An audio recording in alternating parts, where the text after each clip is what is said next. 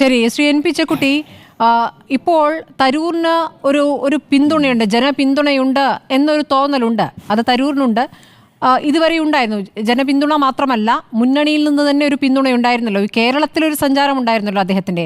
ആ സഞ്ചാരത്തിൽ മുസ്ലിം ലീഗ് അദ്ദേഹത്തെ എങ്ങനെ സ്വീകരിച്ചു, അതിനുശേഷം മുസ്ലിം ലീഗിന് എങ്ങനെ അടി കിട്ടി എന്നുള്ള കാര്യവും അറിയാം.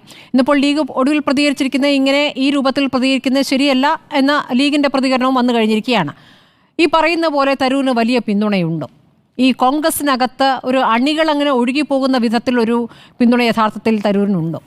ഉണ്ടായിരുന്നു നേരത്തെ, പക്ഷെ ഇപ്പോഴുണ്ടോ?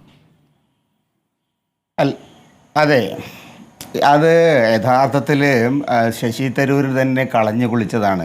അദ്ദേഹത്തിന് നേരത്തെ ഉണ്ടായിരുന്ന ജനപിന്തുണ പല കാരണം. ഒന്ന്, അദ്ദേഹം ലോക കാര്യങ്ങളിലൊക്കെ നല്ല ഇടപാടുള്ള, നല്ല ബന്ധങ്ങളുള്ള, ആഗോള വിഷയങ്ങളിൽ വളരെ നന്നായിട്ട് സംസാരിക്കാൻ കഴിയുന്ന, പൊതുവിൽ ഇന്ത്യൻ മതേതരത്വത്തിൻ്റെ പാരമ്പര്യങ്ങളെ, ജനാധിപത്യത്തിൻ്റെ പാരമ്പര്യങ്ങളെ മനോഹരമായിട്ട് അവതരിപ്പിക്കുന്ന ഒരു ബ്രില്യൻ ആയിട്ടുള്ള ഒരു അക്കാദമിക് പൊളിറ്റീഷ്യൻ, റൈറ്റർ എന്ന നിലയിലൊക്കെ തന്നെ തരൂരിന് വലിയ ബഹുമതി കേരളത്തിലുണ്ടായിരുന്നു. പക്ഷേ ആ ബഹുമതി അദ്ദേഹം നിരന്തരമായിട്ട് കളഞ്ഞു കുളിച്ചു. ഇപ്പോൾ അദ്ദേഹത്തിൻ്റെ അവസ്ഥ എന്താണെന്ന്, കഴിഞ്ഞ ലോക്സഭാ തെരഞ്ഞെടുപ്പിൻ്റെ സമയത്ത് തിരുവനന്തപുരത്ത് അദ്ദേഹം വേർപ്പ് നോക്കിയാൽ യഥാർത്ഥത്തിൽ അദ്ദേഹത്തിനോട് ജനങ്ങൾക്കുള്ള വളരെ പരിമിതമായ കുറച്ച് വോട്ടിന് അദ്ദേഹം ജയിച്ചത് വളരെ ദയനീയമായിട്ടൊരു വിജയമായിരുന്നു. അത് ശശി തരൂരിനെ പോലുള്ള ആളെ സംബന്ധിച്ചിടത്തോളം ആ ജയം ഒരു എന്താ പറയുക, വിജയമായിട്ട് തന്നെ കണക്കാക്കാൻ കഴിയില്ല. അതാണ് ഒരു കാര്യം. അപ്പോൾ അതെന്തുകൊണ്ട് സംഭവിച്ചു? ശശി തരൂർ കാലങ്ങളായിട്ട് അദ്ദേഹം എടുക്കുന്ന നിലപാടുകളിലുള്ള ഈ നിലപാടില്ലായ്മകൾ, അല്ലെങ്കിൽ സ്വന്തം കാര്യത്തിനനുസരിച്ച് രാഷ്ട്രീയത്തെ വളച്ചൊടിക്കാനുള്ള, പൊതു താല്പര്യത്തെ വളച്ചൊടിക്കാനുള്ള അദ്ദേഹത്തിൻ്റെ താല്പര്യങ്ങൾ ഇത് കേരളത്തിലെ ജനങ്ങൾ കാണുന്നുണ്ട്. നമ്മളിപ്പോൾ കേരളത്തിലെ ജനങ്ങളൊരു വളരെ എന്താ പറയുക, രാഷ്ട്രീയമായിട്ട് മറ്റ് നിലയ്ക്കൊക്കെ എന്തെങ്കിലും ജനങ്ങളെ കുറ്റം പറയുമ്പോഴും രാഷ്ട്രീയമായിട്ട് വളരെ കൃത്യമായിട്ടുള്ള ബോധ്യങ്ങളുള്ള, നിലപാടുകളുള്ള, അതിനെക്കുറിച്ച് അവലോകനം ചെയ്യാൻ ശേഷിയുള്ള ഒരു ജനതയാണ് കേരളത്തിലേത്. അപ്പോൾ അതുകൊണ്ട് ശശി തരൂർ ഇപ്പോൾ കാണിക്കുന്നത് കേരളത്തിലെ ജനങ്ങളോടുള്ള അദ്ദേഹത്തിൻ്റെ പരമപുച്ഛമാണ്.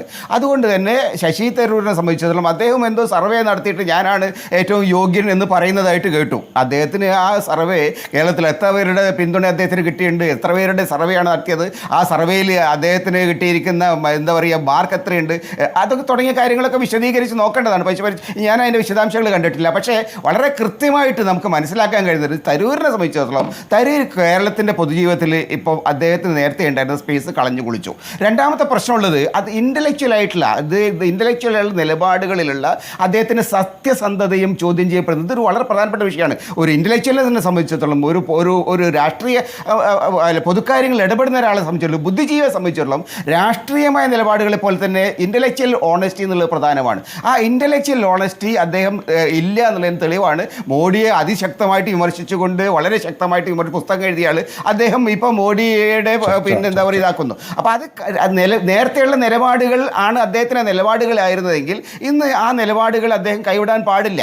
അതേപോലെ തന്നെ പലപ്പോഴും അദ്ദേഹം അതാത് കാലത്ത് തൻ്റെ താല്പര്യത്തിനനുസരിച്ച് കേരളത്തിലെ വ്യവസായ വകുപ്പിനൊക്കെ ലേഖനം എഴുതി. അദ്ദേഹം എഴുതിയ ലേഖനത്തിൻ്റെ പറയുന്ന വസ്തുതകളല്ലാതെ പിന്നീട് തെളിയിക്കപ്പെട്ടപ്പോൾ എനിക്ക് കിട്ടിയ വസ്തുതകൾ വെച്ചിട്ടാണ് എഴുതി. അങ്ങനെ കൈ കിട്ടിയ സാധനങ്ങൾ എഴുതാൻ പറ്റുമോ? ഫാക്ട് ചെക്ക് ചെയ്യണ്ടേ? അപ്പോൾ ഇത്തരം കാര്യങ്ങളിലൊക്കെ തന്നെ ശശി തരൂരിൻ്റെ പബ്ലിക് ഇമേജ്, ശശി തരൂരിൻ്റെ ഒരു ഇൻ്റലക്ച്വൽ എന്നുള്ള ഇമേജ് അതൊക്കെ തന്നെ നിരന്തരമായിട്ട് നഷ്ടപ്പെട്ടുകൊണ്ടിരിക്കുകയാണ്. ഈ ഒരു അവസ്ഥയിൽ അദ്ദേഹത്തെ വർക്കിംഗ് കമ്മിറ്റിയിൽ നിലനിർത്തിക്കൊണ്ട് പോകുന്നത് കോൺഗ്രസിനെ സംബന്ധിച്ചിടത്തോളം വളരെ ദോഷം ചെയ്യാനുണ്ട്. കാരണം കോൺഗ്രസിൻ്റെ ഒരു പൊളിറ്റിക്കൽ സ്പേസിനെ അത് വല്ലാതെ തകർക്കും. കോൺഗ്രസിൻ്റെ ഒരു പൊളിറ്റിക്കൽ ഓണസ്റ്റിയെ തകർക്കും. നിലമ്പൂരിൽ എന്തുകൊണ്ടാണ് കോൺഗ്രസ് ജയിച്ചത്? പ്രധാനപ്പെട്ട ഒരു കാര്യം, കൃത്യമായിട്ട് നിലപാടെടുത്തു.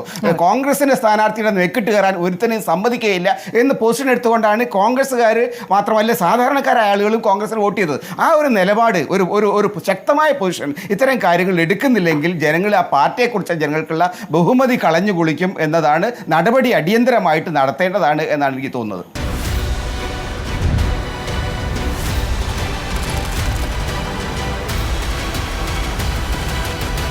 ഡിബേറ്റ് വിത്ത് സ്മൃതി പരുത്തിക്കാട്.